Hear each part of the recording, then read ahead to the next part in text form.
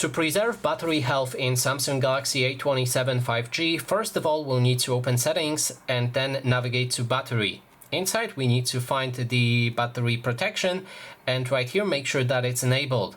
After that you have two options, actually three if you count sleep time protection. First, basic, which allows your phone to charge to normally to 100%, but when it reaches 100%, your phone will stop charging and let it drop the battery level to 95%.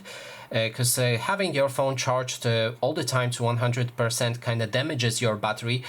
So this option should kind of improve your health, not improve, but keep maintaining your battery health.